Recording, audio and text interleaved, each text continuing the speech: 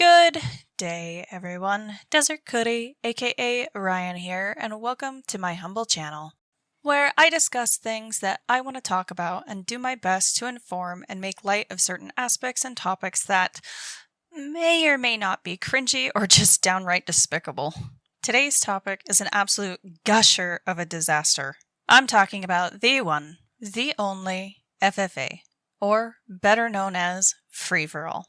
So, without further ado, roll the intro.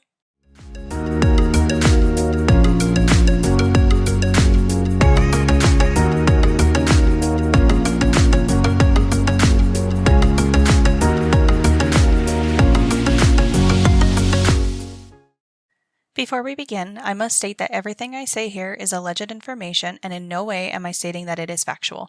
I am here to present the information I have found, and you are free to come to your own conclusion. These are also my opinions and my opinions alone. I do not condone the use of violence or death threats to anyone that I talk about. I would also like to add a trigger warning to this video. There are images of Nazi ideals, a display of ableism, and hateful ideologies. Viewer discretion is advised. With that out of the way, let's get started. FFA, or Free For All, is a furry convention that takes place in Tulsa, Oklahoma, with this year's theme being Getting Back to Our Roots, as a play on words based off the famous Route 66 that runs right through it. FFA's original controversy that took place around August or September of last year was due to the fact the people running the convention were associated with a group that calls themselves the Furry Raiders. The Furry Raiders is an alleged alt-right group of furries who have been accused of racist remarks, zoophile apologists, misogynistic tendencies, homophobia, transphobia, supporting Nazi ideals, and QAnon supporters. The convention started off like any other convention has. It started off with a group of people wanting to get together and host an event for others that have the same ideas as they do. Unfortunately, in this case, it is some very narrow-minded way of thinking. It seems like the biggest supporters of this con are the Furry Raiders, who identify themselves with armbands resembling those worn by the German army during World War II. It's a very dangerous way of thinking and identifying yourself. It isn't cosplay, it isn't clever, and it is extremely distasteful. The red and black armbands that you can see that are peppered throughout the con photos of this event raise even more questions and concerns from the fandom. The biggest question is, if you wanted this event to be something you could enjoy and take pride in, why would you let these people display these in a very public manner? You wanted people to accept this con, and you wanted it to be a success with the goal in mind of no politics vibe, but ended up having people display something that had such a powerful political statement in the most negative and hostile way possible. On the flip side, there were innocent people who did show up to a con thinking it was just going to be like any other convention, where you are free to enjoy things and be yourself. There is one instance that stands out in my mind, and the account is from someone who goes by the name of I'm Queer Yeah on Twitter. I will be referring to him by his secondary name, Standard Water. He wrote an entire document on why he decided to go to the con, and it wasn't because he aligned with the ideals of the staff. He starts off by saying that he has been wanting to go to a FurCon for a long time, but has always lacked the funds to go to some of the more major events such as Anthrocon. And when he saw there was an Anthrocon happening not too far from his house where he lived, he jumped at the opportunity to go. If you are like many other people that happen to have social media accounts, we can all attest to the fact that not everyone lives online, and not everyone can know every little thing that's going on at that moment, and may also not be aware of some of the dangers or controversies that some people have surrounding them when they claim to be a part of our community. It's hard to expect everyone to know, well, everyone in such a large fandom, and Standard Water fell victim to this ploy when they advertised their con as America's Anthro Convention. It is extremely misleading and led quite a few people to waste their money and time because they were unaware of what this con actually was about, and it had nothing to do with these people that showed up and everything to do with the advertising and misleading that the con staff had put together. As Standard Water and his mother approached the registration counter, they could see that there were very few people that were actually at the con. They didn't think too much of it and continued on their way to register. Once they registered, he states that neither himself nor his mother were ever asked for their government-issued IDs for anything. He also states the lack of security and badge checks made him and his mother feel uncomfortable, and they decided to go back to their hotel. And that was when he decided to check Twitter and found out what was really going on and the connections that the con director and the staff had to the Furry Raiders, who I will go into more detail about later on. To put it blankly, not everyone who went to that con knew exactly what was going on. There were a few people who went just because it was a new con and that it was closer to them than, say, FWA, BLFC, Anthrocon, and it was much more affordable. These people should not be punished for the actions and thoughts of the majority of the people that were there. They were lied to, misled, and manipulated by the people who put on this convention. But I digress. Let's move forward and get more into the nitty-gritty of this con. Like all furry conventions, they decided to have a local charity or animal rescue to help raise money for. This is where it first starts to get out of hand. The sanctuary they chose seems to be nothing more than a roadside zoo that is for profit and has accusations of mishandling and mistreating the animals they have. Unlike regular, licensed sanctuaries, they have options where you can pay to take photos with or decorate the shells of animals in their care. I won't go into a rant about this, but I will say that if you are charging $120 to decorate and glue foreign objects onto the shells of tortoises, you can't be the most legitimate sanctuary around. Not to mention that from some of the digging I have done, they had their license revoked almost 10 years ago due to fraud and mismanagement of funds. They are also accused of not keeping animals in appropriate enclosures, children handling dangerous animals for birthday parties, and overall advertising as a roadside zoo and not a sanctuary. Despite all of the original backlash, this convention still moved forward with their plans. On the first day of the convention, there wasn't much that actually happened, and it was relatively quiet. Well, other than the tortoise with the deformed shell being paraded around the con space and a snake in a public ball pit. Yep, you heard me correct. A ball pit. But Saturday was different. From unchoreographed fursuit dances to a karaoke of a literal meme song, we got more information on the ongoings of the con. From what I could gather, Saturday had a sort of talent show, and the first act that we see is a known furry raider who showcased his fursuit dance. I'd like to insert both dances here, and I will talk about them collectively at the end.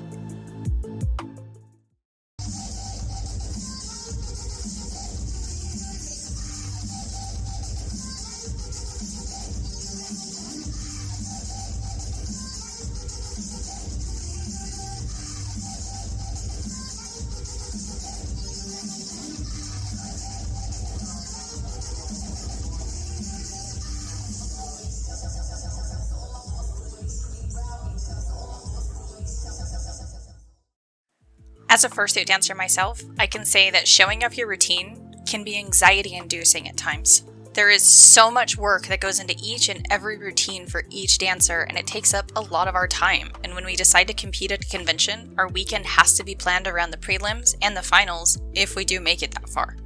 It's a lot of prep work and time, and we all do our best to give you the best performance that we can. I just wanted to insert that here to give you guys kind of an idea of what goes through our minds before we compete at any convention. With that, here is the next dancer that showcased their routine.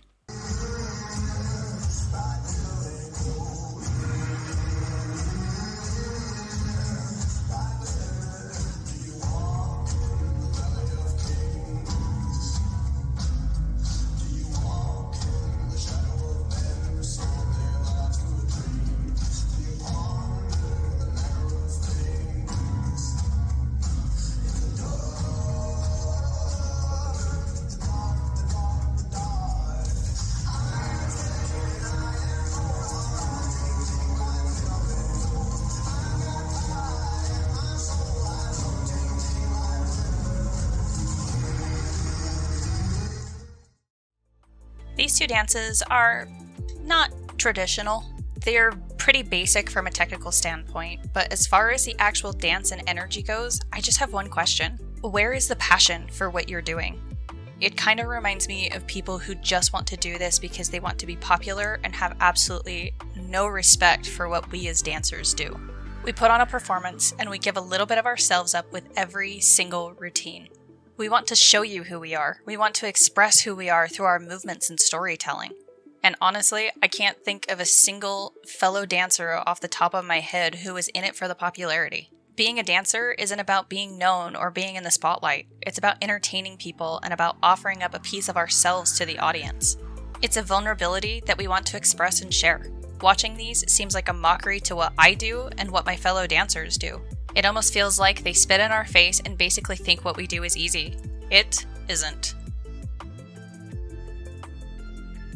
The next act of the talent show was a stand-up comedy routine, and I know what you're thinking, but this one was not the infamous To the Ranting Griffin. My name is I used to be a wild child. Like, friends would call me up on a Friday night and be like, oh, yeah, let's go to the strip club. And I'd be like, yeah, let's go to the strip club. I'd get in there and just be like, baby, I see boobies, I like boobies, can I touch your boobies? Yeah. Nowadays, it's just like I get that phone call and I'm spending the next 15 minutes in the fetal position just crying. Because I know how this night's gonna go. Because at some point in my life, I wound up being the responsible one of my circle of friends. And if any of you guys who have ever been in that situation, where you're the responsible one amongst a group of friends going to a strip club, there's only one role for you, and that's the babysitter. That is, oh God. You want to know how much that sucks? Have you ever, any of you guys ever been to McDonald's or a Wendy's or something, and you're sitting there watching that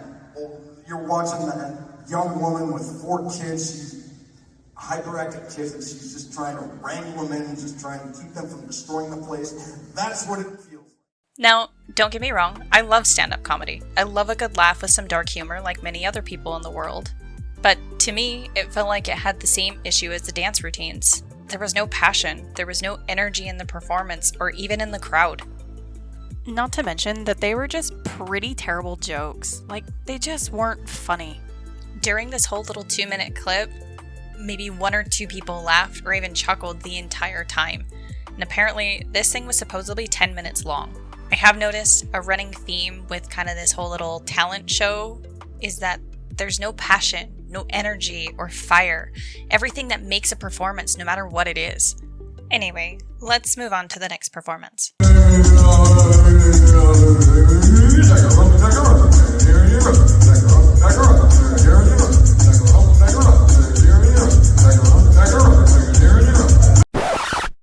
I'm sorry, am I hearing this right?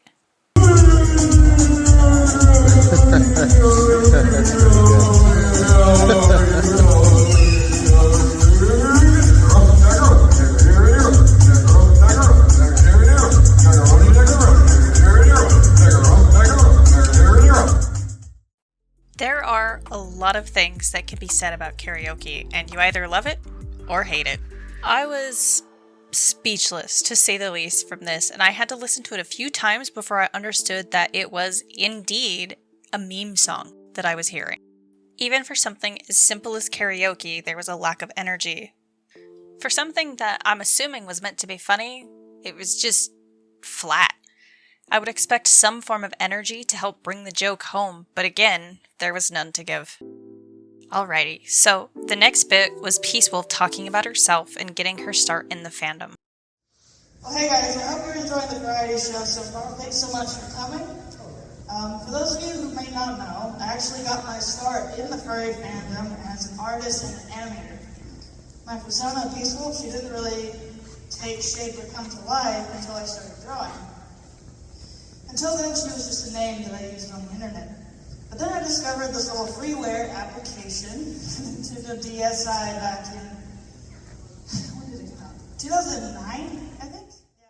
Which made me really start to question what was going on, and by judging the reaction of the crowd in the room, it didn't really seem like many people actually understood what was supposed to be going on. There was no organization to the panel and no theme to it. It just seemed like a mismatched hodgepodge throw together that they did at the last minute. It's just another thing added on top of it all that shows there was an extreme lack of planning that went into this convention. I will not be tackling the full extent of what has happened with Peace Wolf, as it will take up way too much time, but here is a thread to give some context as to the kind of people that are running and putting together this convention. To sum up the screenshots from Istanbul on Twitter, Peace Wolf was one of the chair-sitters of the con known as TTFC. Istanbul was hired as a media liaison for the 2019 convention, and according to this recount, Istanbul believed that Peace Wolf was the right person for the job and accepted the job only to find out that Peace Wolf had fired one of the staffers for getting pregnant. Peace Wolf and her husband are also accused of making racist jokes. Istanbul also stated that for the 2019 Pride, Istanbul wanted to post something about celebrating Pride, and according to this account, Peace Wolf basically said that posting something like that did not align with the values of the staff. Istanbul claims that they stood up for their idea because of the fandom's history and insisted that they do something for it. How did Peace Wolf respond? She fired them. Istanbul later learned that Peace Wolf herself had been ousted from her position and took a majority of the staff with her. TTFC refused to go down without a fight. Istanbul rejoined the staff, and after this, they have begun rebuilding the con that Peace Wolf tore down. But Peace Wolf doubled down and created her own convention that we now know as FFA. It was sold as celebrating freedom, but that obviously wasn't the case. It was only a ploy to attempt to hide the fact that it was really a gathering of closed-minded individuals who completely forgot where we came from. Peace Wolf decided to make her bed with the furry raiders who helped staff the con, and also taking a large donation from A Nova to help fund the convention. She decided to show who she truly is, fully out in the open for everyone to see. And now, let's move on to the fursuit parade. There really weren't that many fursuiters that were in it. I believe the final number was around 33. And unfortunately, many of the attendees and fursuiters have a history of either being zoophile apologists or are involved in the furry raiders. Although this was only a portion of the whole fursuit parade, you can already see many controversial people that participated in it.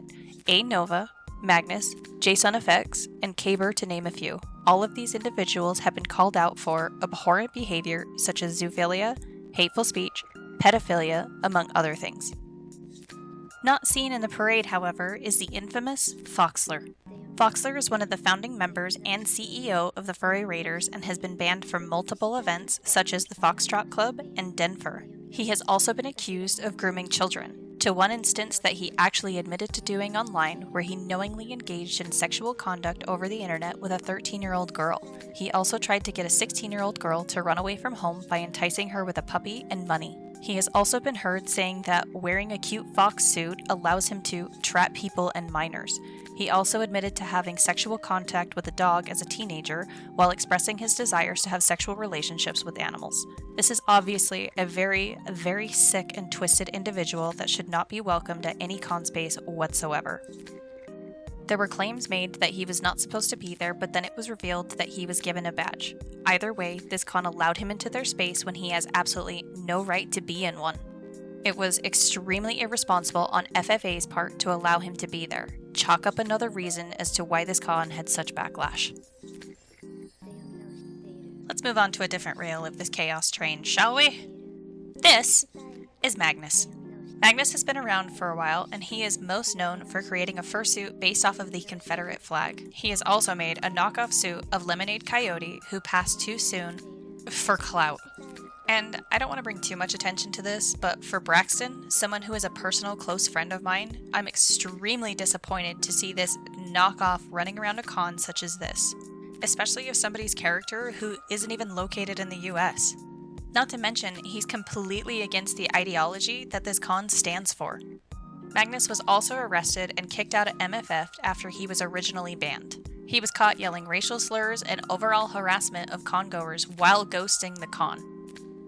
And just to add some context, ghosting a con is when someone takes the badge of another person who has paid and wanders around the con space. Once he was arrested, the police made him de-suit and he was found to be completely nude under his fursuit. I don't know about y'all, but to me, this is extremely dangerous and predatory behavior. Because MFF is an all-ages con and during the day, there are children wandering around with their parents. And even though he was technically fully clothed, it made me sick to my stomach that he was walking around and possibly around minors while being completely nude underneath his fursuit. Let's talk about the con experience overall.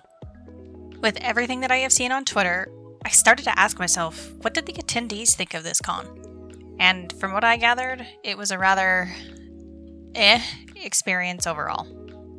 And from the one clip that I was able to see of either the Friday night dance or the Saturday night dance, there was absolutely no one there.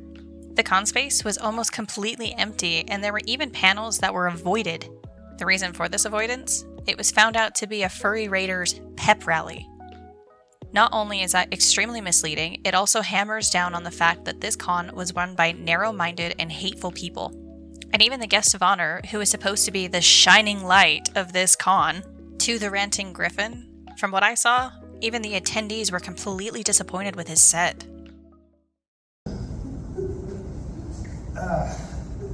How late is it? I'm checking. want to begin? We got 2 minutes, right? Can I duck out 2 minutes early? Or do you want to come up here and say something or not? No? Okay. I'm trying to think of something else to talk about.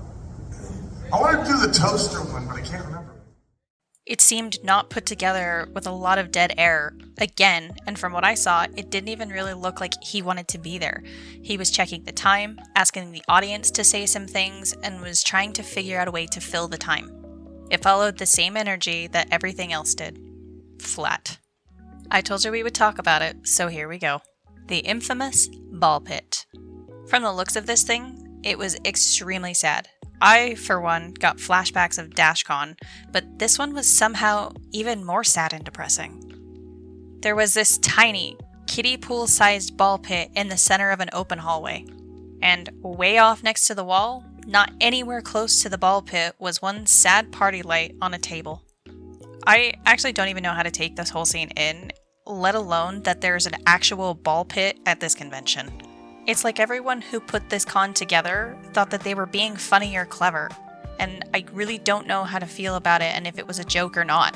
Also, surrounding the ball pit, it was hard to get any kind of accurate information with all the people on Twitter spamming the hashtag with random things, such as someone peeing in the ball pit. Now, with that said, I could not verify the accuracy of this information, but also believe that it sums up what kind of experience this was for the attendees and the whole fandom watching and waiting for this con to flop. And if I'm being completely honest, I can't blame the furry fandom for wanting this con to fail. From the very beginning, it was doomed to be tainted with the black stain of the furry raiders' presence. There was no getting around it. People like Diesel Raccoon and Magnus are banned from other cons for a reason, and it has absolutely nothing to do with the fact that they view a different side of politics. These people are, to put it bluntly, dangerous and have no respect for others and their boundaries.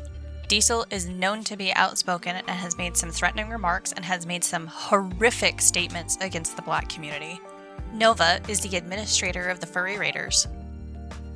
Magnus has multiple arrests for theft, threatening violence, and harassing con-goers who were minding their own business. And attempting to copy and replicate a popular character or popular suit for attention is disgusting. He has done this multiple times, and it's a joke to think he won't do it again. The fandom is not against the idea of another con. They are against the idea of it being run by people with these narrow-minded and outdated ideas of what they think the fandom used to be. It was like this before because more people were interested in a cute suit than actually being mindful of what basic respect and human decency is. The fandom has always had a strong presence of the LGBTQ+ community, and we should embrace that. It's always had its arms open for anyone who felt like they didn't belong, and the fandom in the past has allowed some deplorable behavior. I'm not denying that. But we are adapting, and we are changing and growing for the better. When a con is put together by people who have ideas that there are some groups who are less than they are, is a huge problem. I do not speak for everyone, I speak for myself and what I feel like I saw happening. And all jokes aside, the reason that so many people have denounced this con is because of the hate that a major group such as the Furry Raiders portrays. You allowed them to prance around with problematic symbols out in the open even if it wasn't the real thing because you think it's funny to trigger the snowflakes. All in all, this con was an absolute flop. To the completely dead energy, lack of attendees, and overall negative morale surrounding the con, it's completely understandable as to why this con failed. It was a con made out of spite because they felt left out when people are telling them that their ideals are bigoted and close-minded. It wasn't built on a passion for uniting the fandom. It was built upon hate for the original group of people who got together and created an internet subculture. The fandom has a rich history based around the LGBTQ+ community, and Ash Coyote has an amazing documentary on its history. If you haven't, please go give it a watch. The downfall of this con started long before the con actually even came into fruition. Creating a con takes time, energy, dedication, and passion, something that this con clearly lacked. The hypocrisy runs thick within the veins of the founders and knowing attendees of this con. The negative energy brought everyone down, and as far as I am personally concerned, it's deserved. The world has no more room to tolerate the hate that these groups of people spew from their lips when no one asked. Wanting everyone to live their life as they want isn't a wild idea. Just like they don't want others telling them how to live their life, They have no right to harass and talk down to people who don't follow their ideals. The original fandom was not just cisgendered straight people with right-thinking ideologies. It was mainly founded and built upon the people of the LGBTQ+ community. If you base your whole identity on hate and anger because you feel people don't fall into your norms, it will fail, and it should. All I want from this is for us to continue to grow as a fandom and as human beings. The uncancelable con has been cancelled by its own attendees. I know that was a lot, and I hope I was able to educate and cover this in a constructive and clinical way and that you enjoyed my video. If you did, please hit that like and subscribe button down below for more videos. I hope to release a new video at least once a month, and I really appreciate all of your support. If you want more short and fun content, please check out my TikTok of the same username and comment on your favorite video, your favorite color. With that all being said, I hope you have a fantastic day. Thank you all. I appreciate you. Stay safe and stay hydrated. Peace!